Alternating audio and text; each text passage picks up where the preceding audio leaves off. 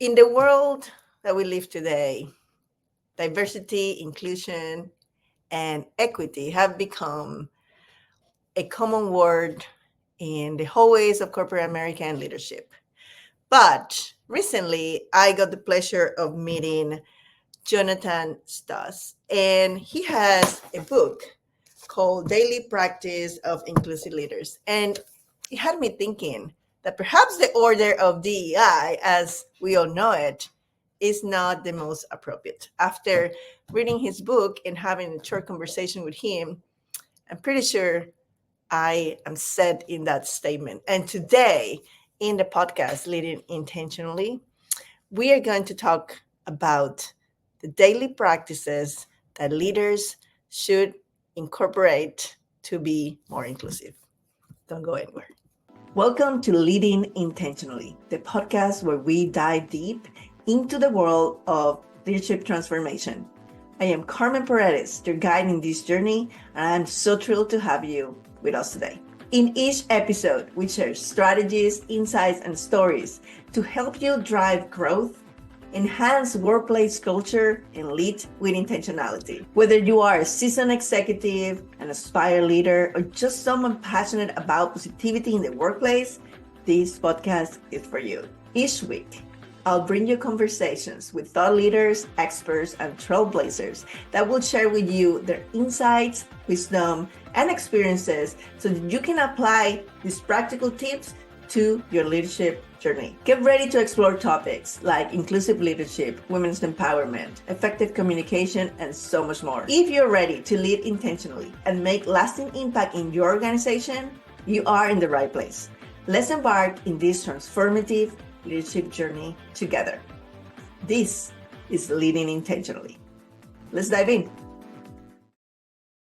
Hello, hello. Welcome to the show. Today we have with us Jonathan Stutz. I hope I'm pronouncing your last name right. Perfectly. Absolutely. Perfectly. You nailed it. He's the co-author of the new book, Daily Practices of Inclusive Leaders, and the president of Global Diversity Partners. He has over 25 years of experience working in leading edge companies such as Amazon, Microsoft, and Zulily. Jonathan earned his MA from City University of Seattle in organizational leadership and a bachelor's in political science from the University of Washington. He also serves on the board of trustees for the Bellevue, Washington nonprofit, Jude Eastside Services, and he has served as a human services commissioner for the cities of Bellevue and Kirtland, Washington.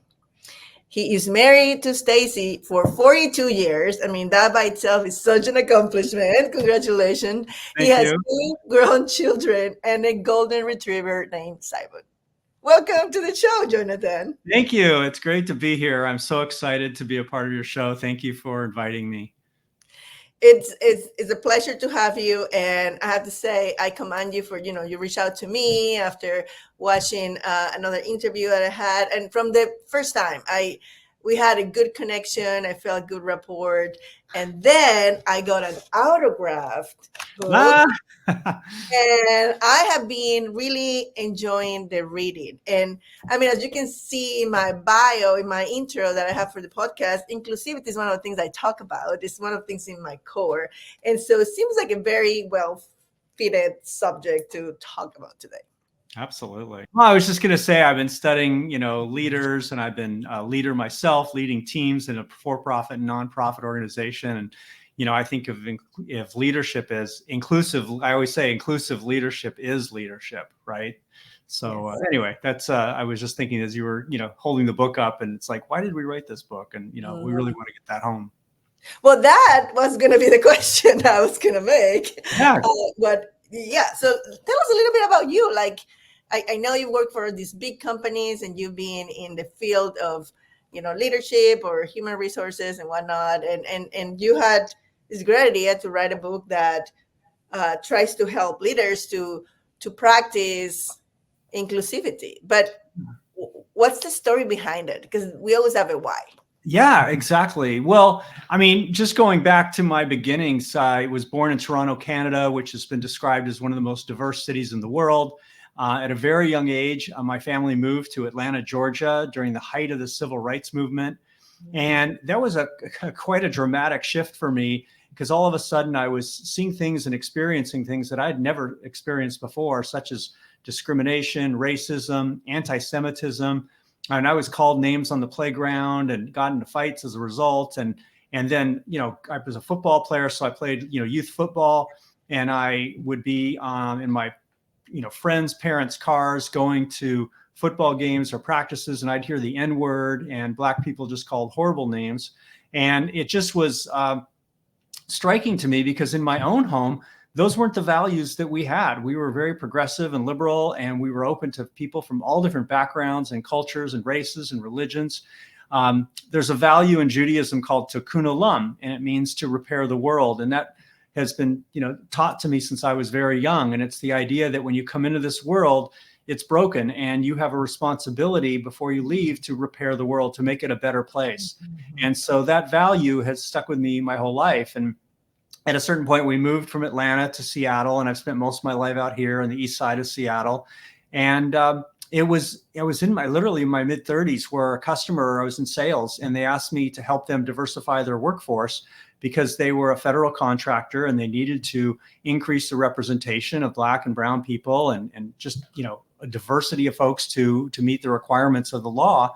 And so I was the source for a temporary help company, and they were converting temporaries to full time, and I was the source of their employees. So what we would do is I started reaching out to my other customers, and I found out that they had a similar problem on the east side. At that time, it was fairly white and homogeneous, upper middle class.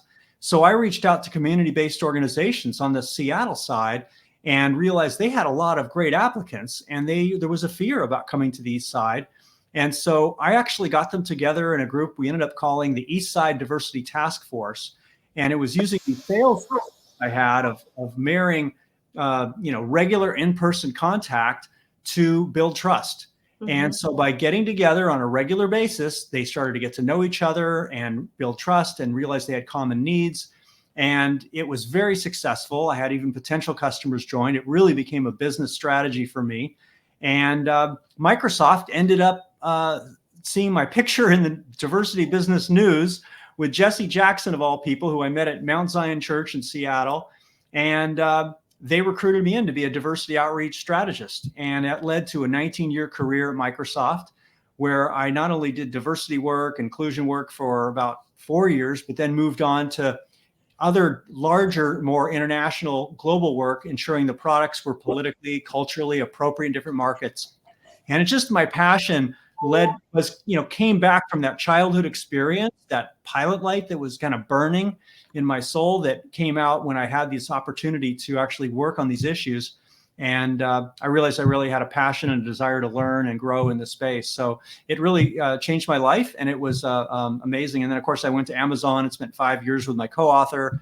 And we ended up, when we decided to retire from corporate life and do what we call soft retire, ended up talking about writing a book together. And that led to the daily practices of inclusive leadership. I resonate with so much of what you said. So I am from Panama originally, and I moved to the US halfway through my grad school. So I was in a program that was originally from Harvard, but it was taught in Latin America. So I came back and forth throughout grad school, and then stayed after that.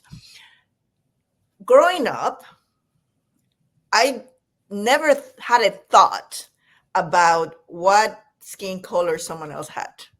Zero. I mean, I didn't grow up with a lot of money or resources, but I went to a very good school with scholarships and whatnot. And in my neighborhood, to the right, I had a lady from Jamaica. To the left, I had a Chinese family that had, a little ABC store. And it was just the way it was. And so I remember coming to the US, and at my 20 something, right? The first shock that I had was exactly what you pointed out. And this was much recently than, when you moved to Atlanta, but it was still like, what's happening here? Right. Yeah. And then, to my surprise, it never stopped. It hasn't stopped. Still 25 years later is the same thing. And Yeah. I have seen it happen at work all the time. It happened to me. I recently did my second TEDx, and it was in Spanish. And I can't wait for it to be out because it was so good, if I might say so.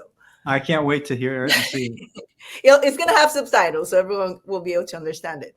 But I'm talking about the decision that I had to make as a young professional who was driven and ambitious and wanted to make it to the top. And my dream was to have that corner office, right, that you see in movies. And I had to make a choice between being me, passionate, loud, all things that comes with being a Latina woman, or Yeah.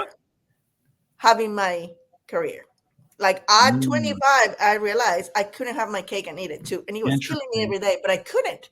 So Yeah. I decided to have my career, and I put my culture aside. Hmm. I didn't speak more Spanish.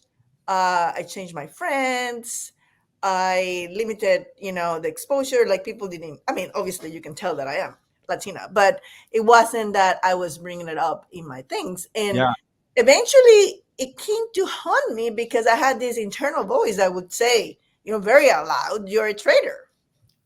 Yeah.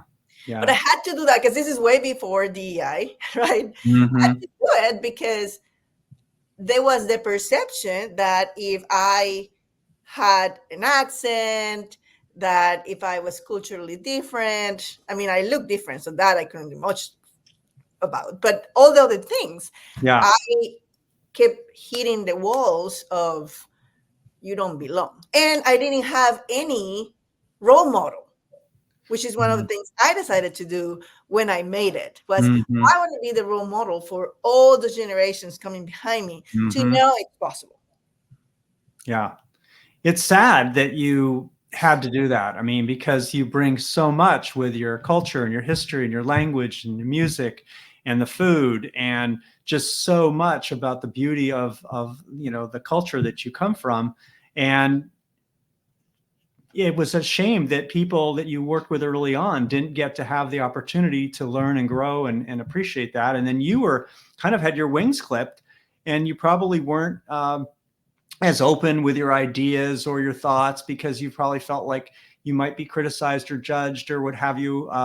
And so like everybody was lost really in that kind of situation. And the people you worked for didn't benefit or gain in any way from that unique perspective and experience that you had growing up. So and you can imagine that multiplied over and over and over and over again by all the people that come to organizations and don't feel they fit in or belong and have to be a different person. They can't be their authentic selves. It's really, it's wrong. It's really And I wrong. mean, and it has nothing to do with the fact I'm a woman, because I volunteer for a nonprofit in town dedicated to empower Latinos. And I was speaking with this gentleman. He's a chef, and he was brought to town to work in the most exclusive hotel, the kitchen, and he's being discriminated by the other chefs because he's Hispanic Yeah. from Chile. By the way, so this is the thing, right? Because we're not all from Mexico, and the more south you go, the more alike, an American person you are. You look whiter because it's European descendants. Of Sure. course, when they speak, you can tell that they are not. But so Yeah. that happened, to a man. So it has nothing to do with being a woman. But I also feel very empathetic and self-conscious about people with less education, because this happened to me as a very highly educated person who actually is very outspoken too.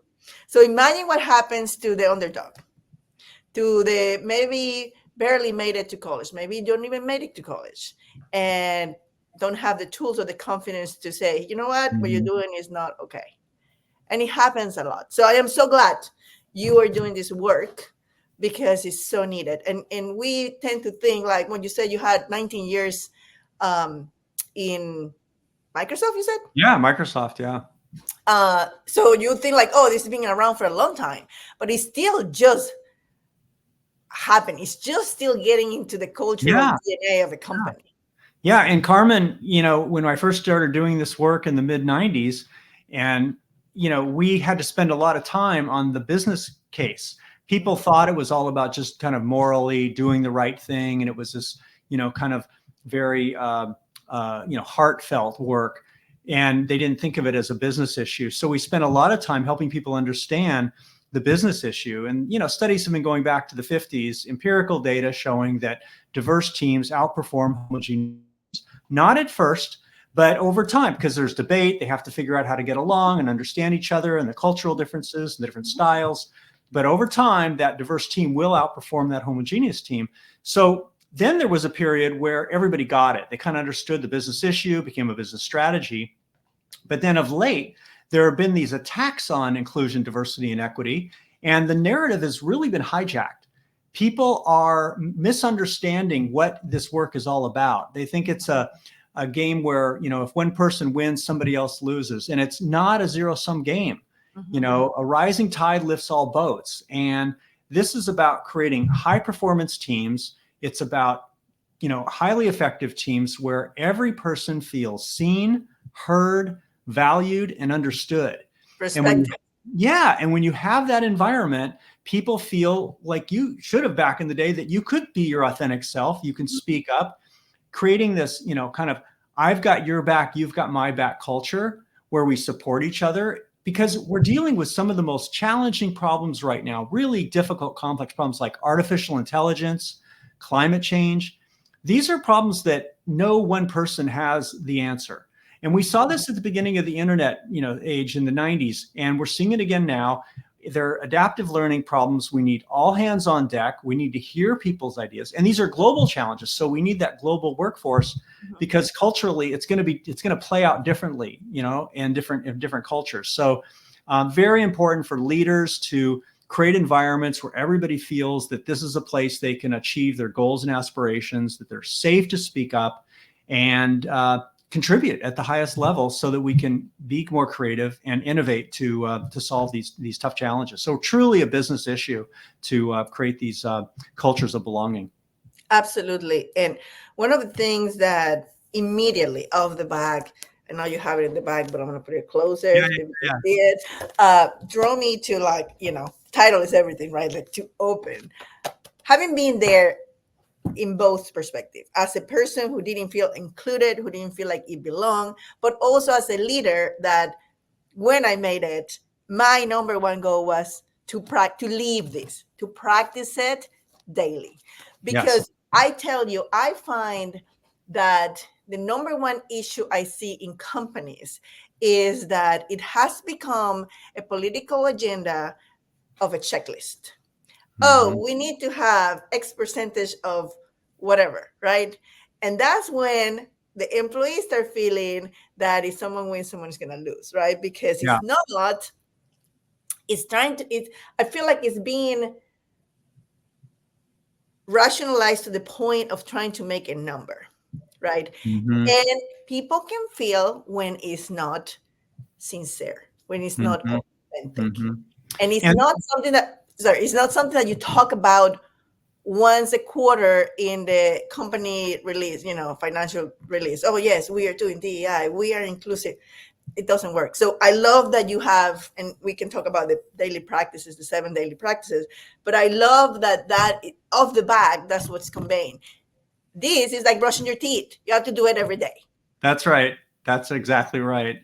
Yeah. And this, you've just brought up kind of an interesting point, is that, there's a lot of great work that's been done in the inclusion, diversity, and equity space, what I call ID&E, and there's great books being written. There's wonderful practitioners out there that I've worked for, that I've learned from.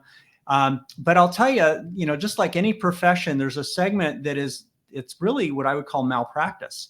And it's been giving this work a bad name because there's people out there that are misapplying the principles. And, you think about what it takes to take on a particular type of work. If you're a doctor, you have to pass multiple exams, board exams. You're constantly tested. You go to residency, you go to a fellowship. If you're an accountant, you have to pass this, CPA exam in the U.S. If you're a A lawyer, you have to pass the bar exam.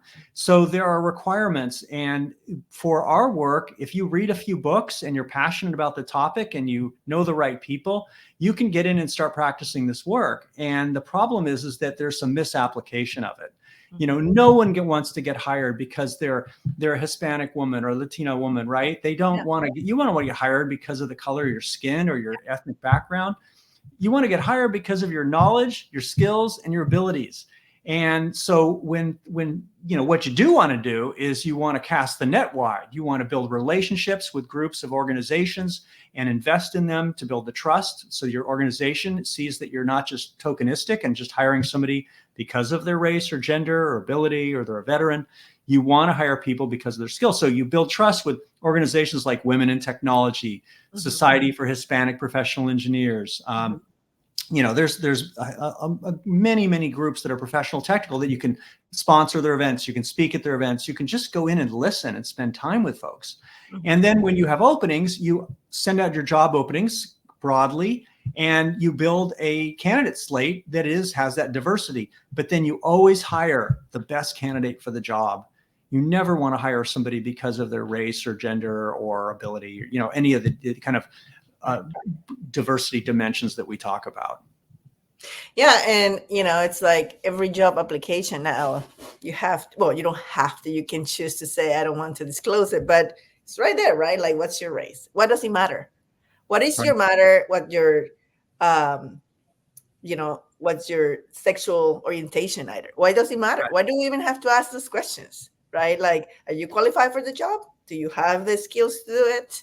Are you passionate about our mission and vision? Those are the questions we should be asking about, not are you going to fit theoretically. I mean, there are federal requirements, you know, as employers in the United States and all, but I hear what you're saying. Philosophically, you know, we're all part of the human race, but recognizing that everybody has different human experiences and we want to bring people in. I mean, you do want to look at your team before you start even planning to do the outreach work to look, you know, what does my team look like? You don't want to, if your team is a puzzle, you don't want all the pieces to be the same, right? That wouldn't be a very beautiful puzzle. So you want to look at what you're missing and think about being intentional about ensuring that you do have that diversity on your team. But it's a challenging question for sure.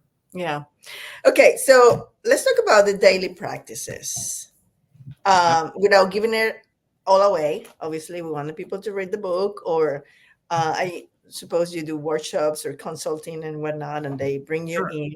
But what are some of the things in your vast experience leaders should be doing in a regular basis to cultivate that culture of inclusivity within their teams? Yeah, great question.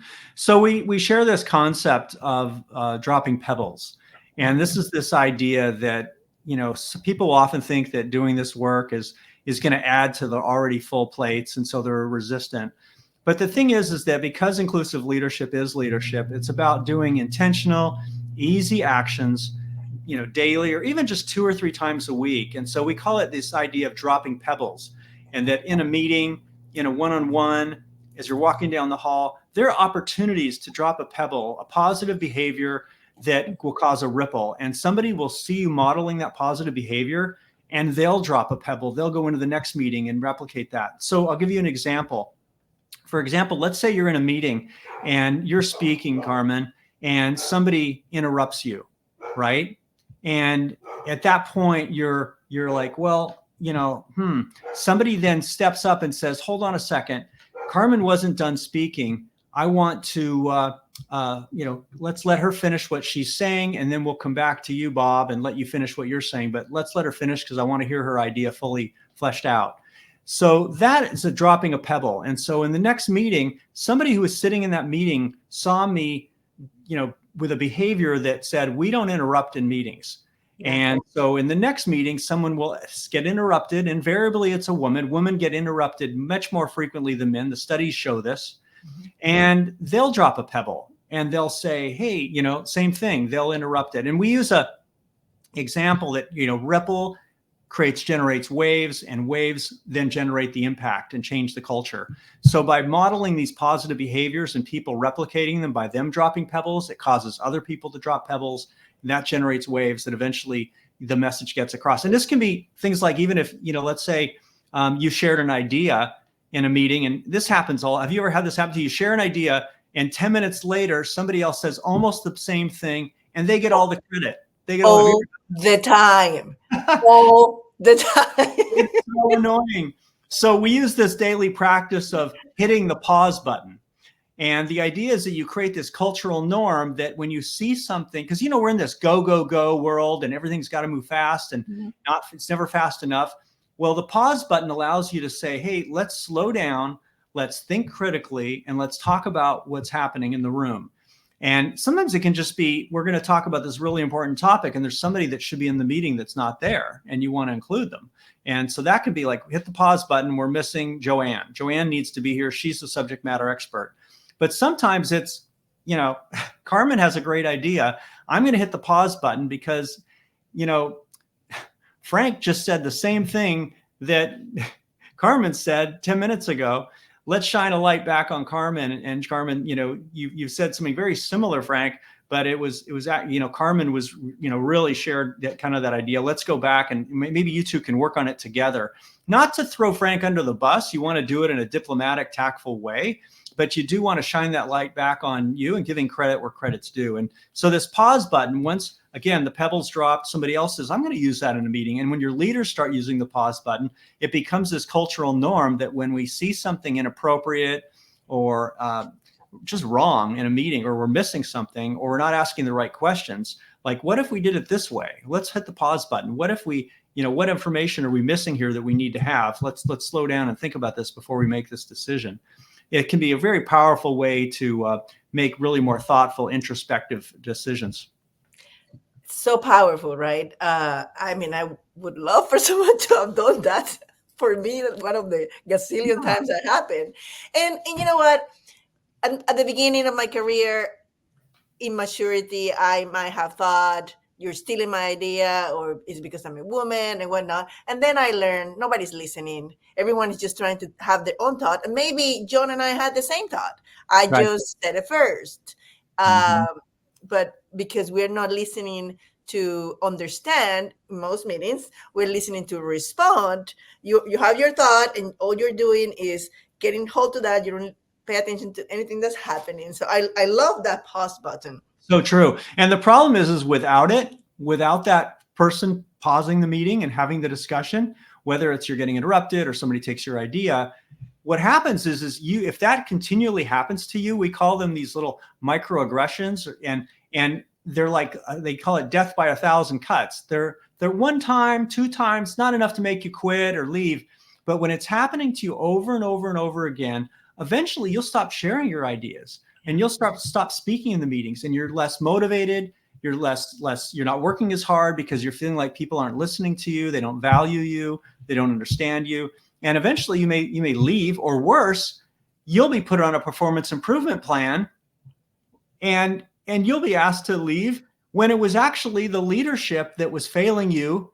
And so we actually, when we do our work, when I do my consulting work, we actually look at this. Like when people leave, what they call unregretted attrition, people leave because of poor performance. We'll look at if there's a thread and it's the similar manager or similar department to see if it was really a problem with the leadership and not so much the problem with the employee, because of these micro inequities that can happen. Oh my God. I've seen that so many times. And the other thing that happens, well, let's say that you don't shut down and quit, but you actually start working harder because you think that, I just need to work harder they can see me, and then you burn out. Ask me how I do that. Yeah. But what happened also is, in your example was super well illustrated, was it needs to start at the top. It needs to start with the leaders, because, middle management, which are normally more open to all these concepts, can have all the great intentions. But if the top leadership of the company, of the organization, is not, by example, showing, words don't teach, actions teach. And so if by example they are not modeling these behaviors, there's going to be a conflict, and people are going to stop. Right. Yeah. I mean, when we work in these companies, we tell them that, as we're facilitating the change, we don't own it. It's not the ownership of the inclusion, diversity, and equity department. It's not HR's responsibility. We're facilitating improving the culture, but it's really the leadership and the people managers that own this. And we're just providing the expert assistance and guidance to help them get there. So leaders need to, they call this when they kind of push it off to one department to handle. So they're kind of checking the box. That's what they call performative diversity. They might, let's write an equity statement and put it up on our website, but then there's no substantive work happening behind it. So executives can not only be, talking about it at their all hands meetings and staff, making it part of your regular staff meetings, looking at your metrics, creating an ID&E dashboard, making it a priority, making it part of everyone's goals, that people have to demonstrate a commitment to inclusion, diversity, and equity in their work. And we've even seen companies like at Amazon, Eddie and I did this work where we had it part of the promotion process, that when employees wanted to get promoted, there was a document they filled out and they had to document what work they were doing. And it could be as simple as, they attended a training class, they participated in an employee resource group, they are mentoring somebody, but they had to demonstrate actions that meant that they were really doing the work to evolve the culture.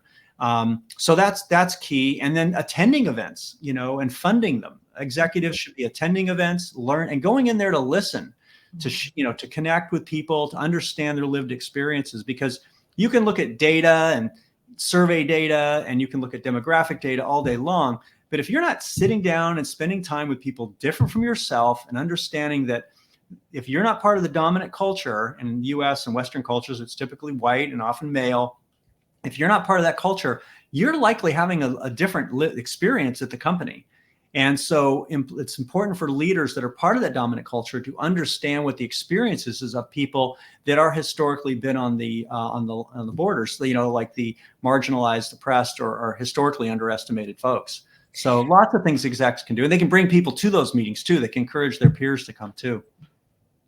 Yeah, and I think the inclusivity comes when you truly understand in your core that a lot of people are afraid to be who they are authentic, right? Like, even if you tell them to be, like, one example, this actually happened in real life. So when I got to the point where I had an admin for my department and I was the lead, unfortunately, we were in a place where we worked through lunch a lot. So there was a lot of lunch meetings. And I noticed, by the way, I love avocados. So I noticed that, 3 out of 5 times there was like avocado salad. It was the place that had the avocado salad. Not everyone had the avocado salad, but it was that place. And it dawned on me that we keep ordering this because she knew that I like that. And so I said, and in my team, I had, it was really diverse. I had Asians, I had white, I had African American, I had like all of it. Yeah. So I said, okay, we're not going to do this anymore. Now we're going to do a roster. And every time we have a meeting, someone else rather than Carmen is going to pick the meal. I'm not picky either. I will eat it all. As long as it's not spicy, I'm good. And we did that for a week. Like 3 minutes in a week. Like there was enough. And they keep still ordering from the same place. And I had to call out, like, what's happening? It's like, oh, yeah, we like it. I'm like, really? You like that more than Thai? Do you like more than the Mexican restaurant? Because I've seen you there when you're not eating with us. Yeah. Like, no, I really want to try the other food. Why don't you guys order what you like? And from there, it was so fun because, like, then I was like showing up to meetings like, ooh, I wonder what we're going to eat today. Because I had no idea and I didn't care. But from that point, they felt included. They felt like they belong. They felt like bringing a little piece of who they were was accepted. And those little tiny things make such a difference in the performance of a team. I always had the highest performing, most committed, best amazing employees ever. And people is like, how do you do that? Because I care. about them and all that that encompasses, and inclusivity is one of them. But I care about their personal lives. I care about the human who is doing the work. I care about what's happening in their health and in their house, in all that. I Yeah. care. And you've just hit on the golden nugget of inclusion, because it really begins with empathy. It begins with, this caring and compassion for people. And it starts really with you and me being vulnerable and realizing that being vulnerable is actually a strength. People often think that having a hard shell and people expect you to be this tough, strong leader, that doesn't draw people to you. Showing your humanity and showing that you're in this world struggling just like everybody else is, that draws people closer to you. And when you're vulnerable, people feel, and you can demonstrate, that allows you to demonstrate your empathy when they come to you with their problems. And they understand that, hey, none of us can show up at 100% every day, right? We all have stuff going outside of work, whether it's family, a sick child or a sick parent, or you've gotten a ticket on the way to work, whatever it might be. These are things that affect our ability to show up at 100%. And so when you share that you're struggling, that you've got some things going on, and they know they can then come to you and be their authentic selves, and that they're going to be more loyal, they're going to be more committed, they'll work harder for you, and they'll stay with you. You'll have higher levels of retention. So it really, this empathy, we say, leads to inclusion, and inclusion is what inclusive behaviors is what leads to employees feeling they belong. So it's kind of this path from empathy to inclusion to belonging. You're singing my favorite song. I love and, it. and we can talk. I mean, we can dissect the book completely if we had hours and days to do that. That's right. But I really recommend our listeners getting the book. I got it from Jonathan, but I suppose you can get it in Amazon. And tell us a little more about the work you do and how listeners who, it's mostly LinkedIn, C-levels, vice presidents, like companies can connect with you, and how can you help them? Great. Yeah. Well, first, to connect with me, go to my website, globaldiversitypartners.net. And so you can learn more about the work I'm doing. It's everything from building strategic inclusion, diversity, and equity plans, starting with assessments, qualitative and quantitative assessments, doing a gap analysis to see kind of where your organization is today from a maturity standpoint on this continuum of inclusion, diversity, and equity, and going all through to building a strategic plan, to what we need to do to kind of get a shared understanding about the business issue and what we're trying to accomplish here, and then build a program. And it can work for small companies or large companies. It can really be customized for you. And training and education is obviously a huge part of it. But also, the active work of doing outreach work, to connecting with outside organizations, but also inside, helping you build employee resource groups to support your employees. All the way through, lots of different opportunities, even supplier diversity, and helping you expand that. So lots of opportunities. And then the book's website is inclusivepebbles.com, where you can see videos of Eddie and I talking about these topics in greater depth. There's resources of books, and lots of we have a communities of champions, all the people that are like Carmen. I hope you'll take a picture of yourself with the book and send it to me. We'll put you up on our community of champions page on the website, but also all the people that contributed to it. So just reach out to me directly through globaldiversitypartners.net. And I'd love to talk to you and help you learn more about all these daily practices that are really easy to implement. You can start doing today. Well, Jonathan, it's been a pleasure and an honor having you here. I love your work. I love what you're doing. I really enjoying the book, and I'll definitely send you a picture Great. of me with the book, because I'm happy to share it with the Awesome. world. Thanks so So much for having me. yes, and you guys know the drill. Always bringing you important topics when it comes to leadership. But until the next episode, lead intentionally. Bye.